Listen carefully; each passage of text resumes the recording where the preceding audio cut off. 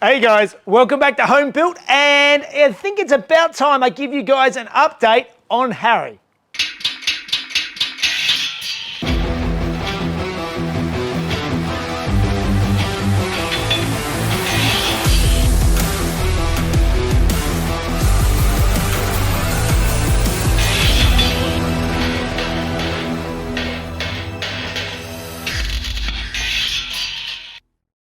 All right, guys, welcome back. And many of you will know that is Harry, my 1974 Porsche 911 that I backdated and did a whole bunch of work on. There's a massive playlist. If you missed it, there's a compilation video that I'll put a link up above to that you can get the overview of everything that I've done to Harry. That was my first project, and Harry's definitely a keeper. It's never going anywhere with me,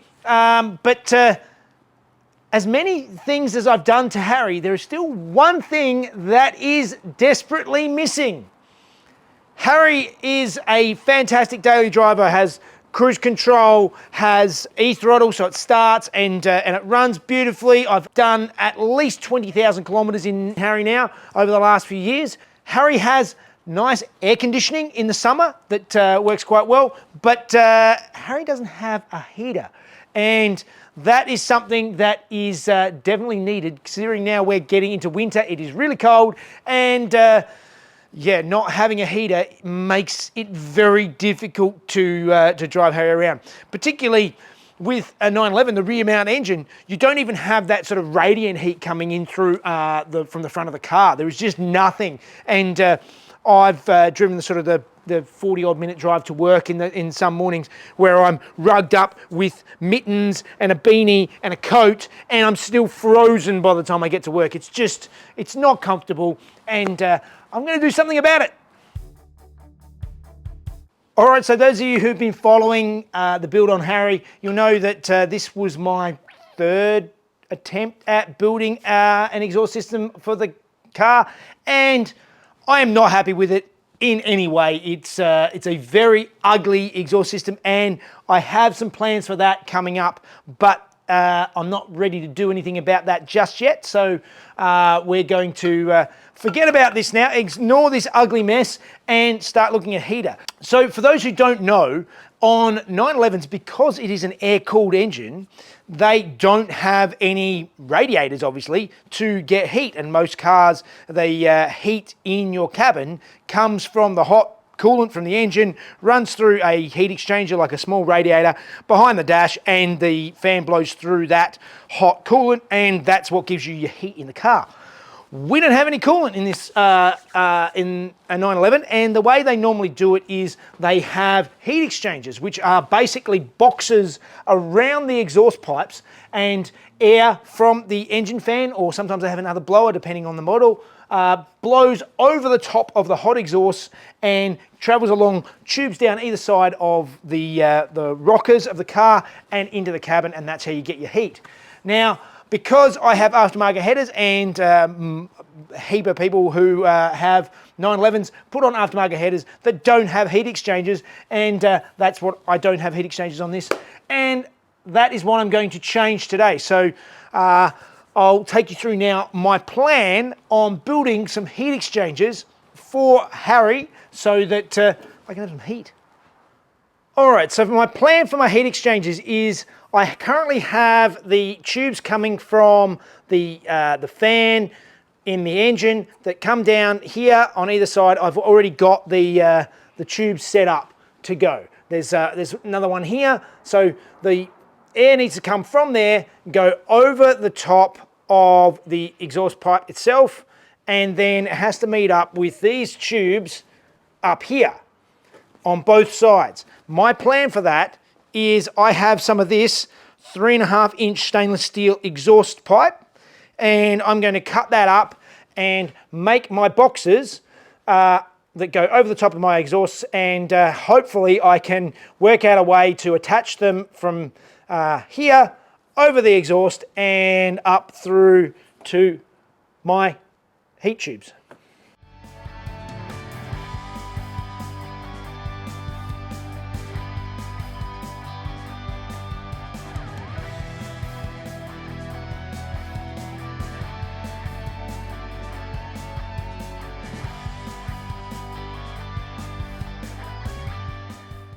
All right, so I took my exhaust pipe and I cut a length and then cut it in half, and you can see here I've taped it back together again, and I'm trying to get an idea, if you can sort of see in the end of it, how much space I'm going to have inside for the airflow to go through there and then come out some sort of shoot out this sort of end and wrap under there and go up.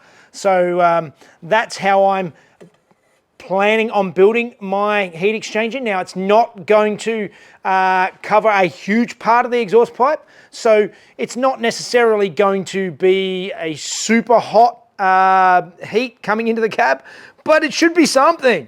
Yeah, like, again, something is better than absolutely freezing, and we'll see how it goes. So now I've got to work out my inlet and outlet from this contraption that I've come up with.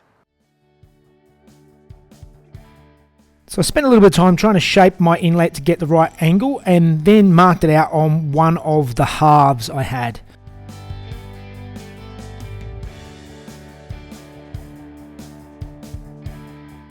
Then I cut out and neaten up the hole and then weld the inlet on.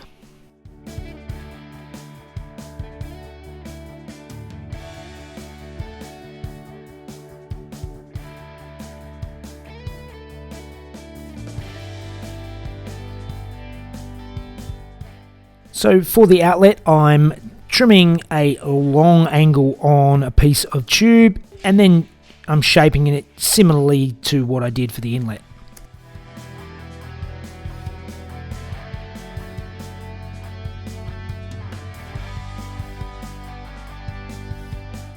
Once I'm happy with the location of the outlet, I mark it and weld it on as I did with the inlet.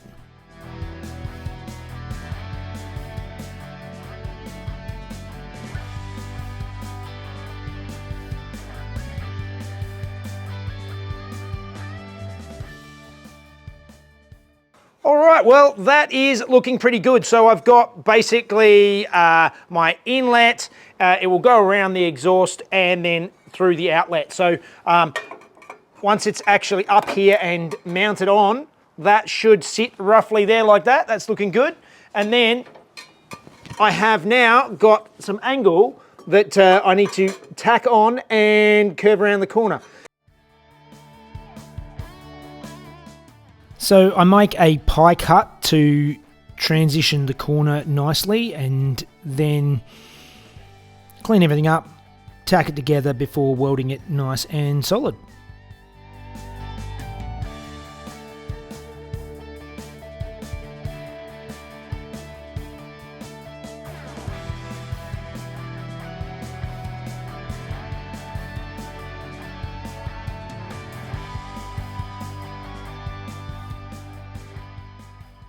All right, and there is one side all done, or when I say all done, mostly done. Obviously, we have half of the piece, but this sits up here nicely. It'll join into the inlet, and it swings down, goes around the oil line, the headers and the shock, just to poke up here. So obviously it's going to be fixed with the headers. I'll weld it on, but for the time being, that is looking really good. So now I need to do the same on the other side and get it up to this point. Second time through is a bit easier. Notice I use a piece of angle iron to mark a nice straight line along the length of a piece of tube.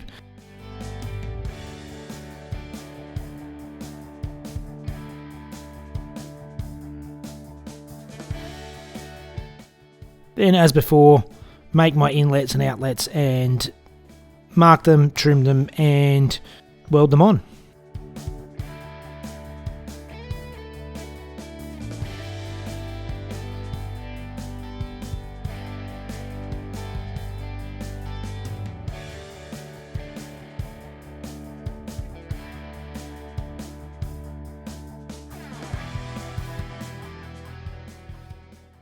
All right, so we have two heat exchangers, one for either side, made to fit. I'm quite happy with how they look. But that is only part of the problem because I still need to be able to block up the ends around the existing pipe, which is why I made it in two bits. But I have a CNC plasma table, so that is a really good cheat to making these things up. So let's take some measurements and start cutting out some bits.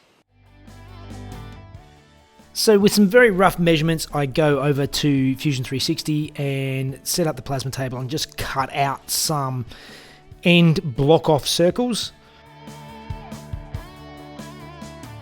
Trim them in half and then tack in one half at a time so that I can test and see if it's going to work. All right, so I spent a whole lot of time then and I've tacked on these ends onto both sides of these heat exchangers, and now after a whole bunch of trimming, etc., and now they all line up and sit on the thing. If I can get it all in the exact right orientation, they all sit nicely. Everything's sitting exactly where it needs to be. I've done it for both sides, so now I have to go through. I need to permanently weld on these ends that I've just tacked in place, and then we can start looking at welding them all back onto the car itself.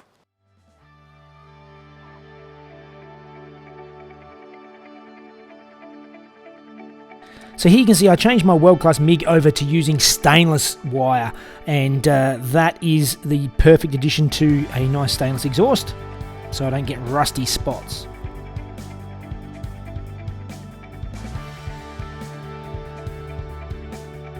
I used a cable tie to hold the two halves nice and neat while I tack them together, and then I can just weld them solid with the MIG. It's a little bit difficult on the car, but I was too lazy to pull the whole thing off to do it in 2 stages, so that's what you get. And same on the other side.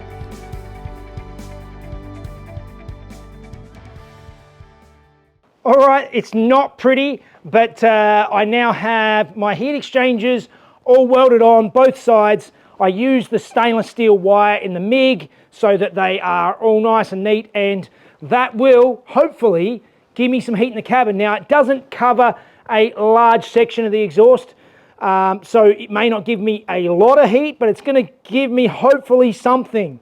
So fingers crossed that will do something for my heating in the cabin. So now all I need to do is connect up my hoses and give it a test.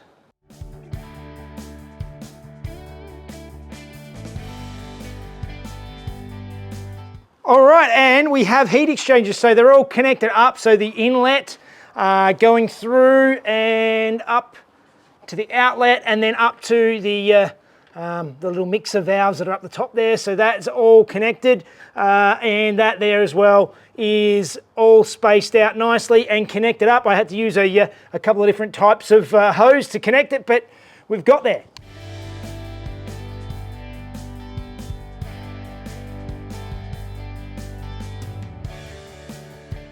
All right, well, that was a whole lot of work getting the plumbing up the front, right? I had to pull apart under the dash at the front because I've got the classic retrofit air conditioning, and I had blocked off the heat section of it because I didn't have it.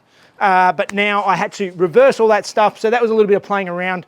A lot of people ask how that classic retrofit air conditioning works, and it does a great job. It works. It's not like modern car air conditioning. The main criticism that I have with it is that the blower is not as strong as I would like. I'm actually tempted to put some duct blowers into it to actually sort of draw more air through via the ducts, and I think that would work. I mean, it blows super cold, and on a really hot day, it definitely makes the cabin nice and comfortable, windows up, and definitely the addition of the window tinting and the window banner has made a huge difference in the summer. Not that I know about it now because it is the middle of winter here in Australia and it's freezing. So hopefully now we have some heat. It will be a much better time driving Harry around. All right, and just a quick note, I have actually had Harry out on the road and testing, and the heater works, particularly when I get on it. It makes a big difference. So I have something cruising. It's not a lot of heat. I could probably have done with bigger heat exchangers on regular sort of cruising around, but it's definitely made the car drivable in winter, and we are particularly cold at the moment. So that's a win. Now we have some form of heating. finally in Harry has some sort of heating. So hope you enjoyed that. Like always, do all the things, like and subscribe and all that sort of stuff. And yeah, join me for more exploits with Harry, the Alferrari, the Rockster, the Frankenholer, and many more to come. All right, guys, see you next time.